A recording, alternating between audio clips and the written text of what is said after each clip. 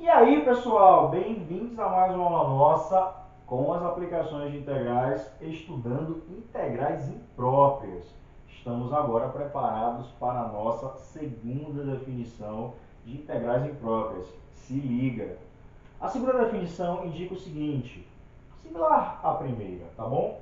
Seja y igual a f de x uma função contínua em R, nos números reais totais. Tomemos um A pertencente a esse conjunto, um número qualquer, dentro dos números reais.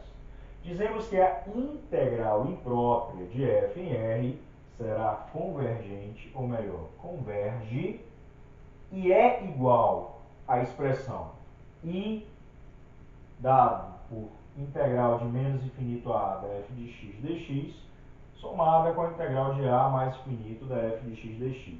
Então, quando eu tiver de frente de uma integral que vai de menos infinito a mais infinito para ser integrada, tá? Uma função, perdão, que vai ser integrada no seu domínio de menos infinito a mais infinito, eu vou quebrá-la em duas integrais, considerando um número qualquer desse conjunto dos números reais, independe do valor, e aí eu dou uma dica, procure sempre o valor que é mais confortável de trabalhar.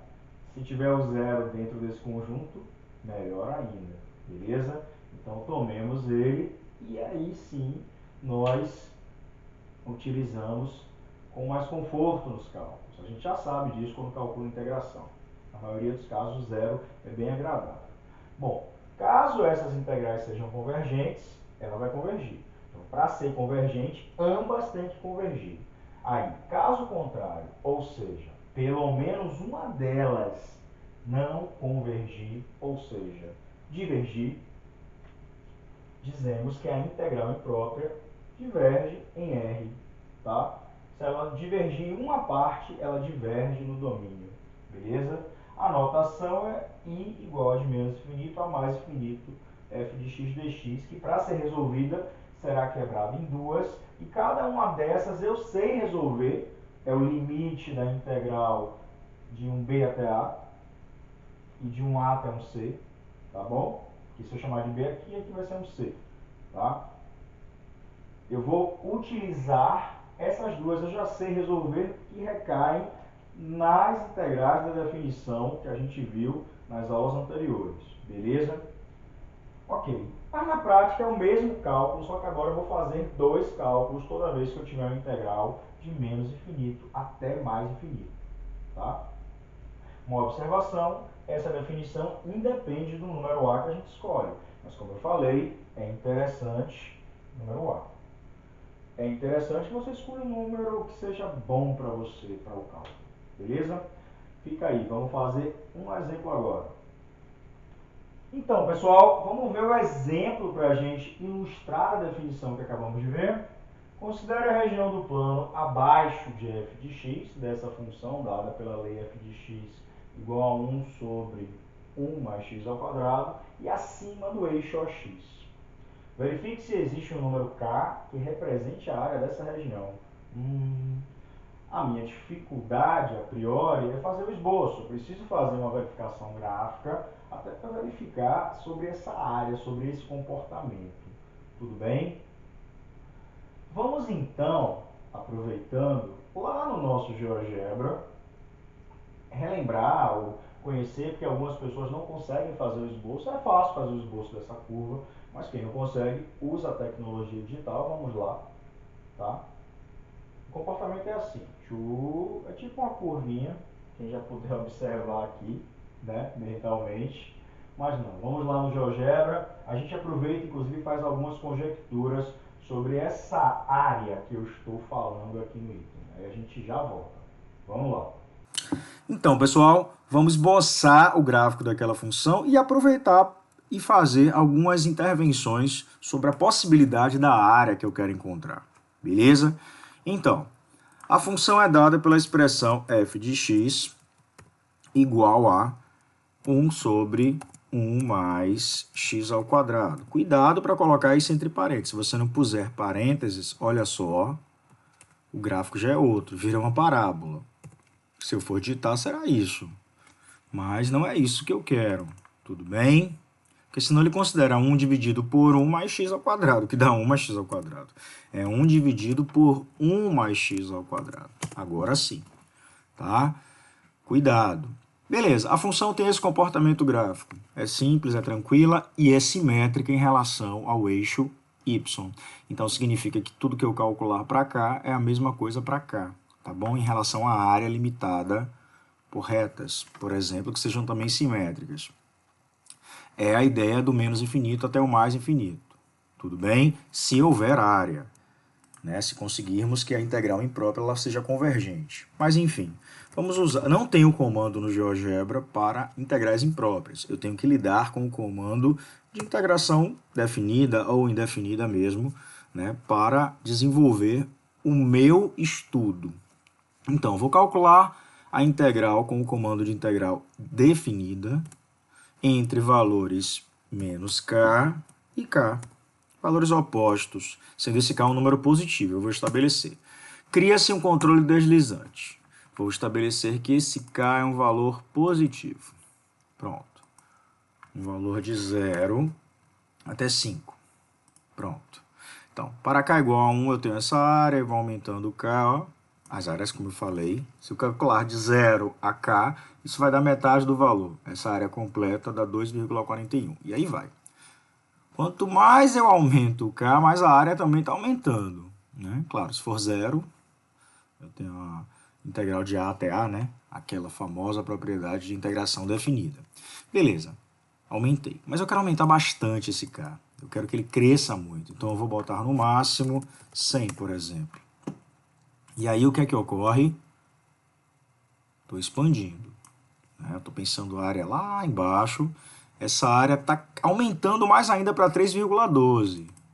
Vamos aumentar mais ainda. Vamos aumentar para 1000. Ó, o que está acontecendo? A minha área está indo para 3,14. Vou continuar aumentando. Vou aumentar para 10.000. O que acontece? A área continua só sendo 3,14 para valores muito altos. O que eu estou entendendo com essa interpretação? Quanto mais eu tendo os meus valores, a minha área entre menos infinito e mais infinito tende a ser o quê? Os valores muito grandes, né? Digamos um menos infinito e um mais infinito, essa área está tendendo a ser aproximadamente 3,14. Então, aproximadamente π. É isso que eu estou observando aqui com o GeoGebra. Então, teoricamente, o GeoGebra está me dizendo que, se eu considerar certos valores, eu vou sim conseguir calcular a área, e essa área, essa integral imprópria, será convergente, convergirá e indicará a área que eu quero. E essa área tende a ser 3,14 aproximadamente, ou seja, aproximadamente π. Beleza? Para verificar se isso é verdade, com o nosso estudo teórico lá no quadro de integrais impróprias, vamos lá. Então, pessoal, fomos lá no GeoGebra, brincamos um pouquinho, inclusive, para observar esse comportamento de região aqui, tá? Trago o esboço, que a gente acabou de ver, e vamos mexer aqui agora, algebricamente, no quadro, para verificar se sim existe uma área limitada, pensando em valores que vão para mais infinito e vêm do menos infinito, ou seja, abarca em todo o domínio real que contempla essa função. Essa função ela nunca intercepta o eixo y, ou perdão, o eixo x, tá? Nunca vai zerar essa expressão para nenhum valor de x, ok? Então não tem imagem nula, então não intercepta o eixo x.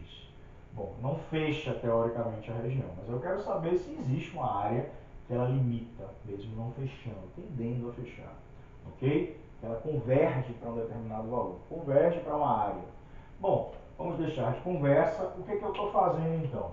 Eu vou calcular a integral de menos infinito a mais infinito dessa expressão de dx sobre 1 mais x ao quadrado, que é isso vezes dx, tá? F de x dx. Isso aqui eu tenho que quebrar em dois valores, e aí aqui estrategicamente, como eu posso perceber, eu vou quebrar em zero, inclusive tem uma simetria, tá? Se eu for definir essa área. Se tiver área, a área desse lado será igual à área desse lado, tá? Então eu vou ter que calcular a integral de menos infinito a 1a, esse a vai ser o zero que eu vou estabelecer, de dx sobre 1 mais x ao quadrado, mais a integral de quem? De 0 até mais infinito, de dx sobre 1 mais x ao quadrado. Ambas essas integrais são tranquilas de resolver. O bom de se quebrar é que a integral indefinida que você vai calcular para uma expressão e para outra é a mesma, tá? E nesse caso a indefinida já é imediata. Todos já enxergam os resultados, né? Isso será o quê? Isso é o arco tangente, né? Aqui a integral definida é arco tangente de x.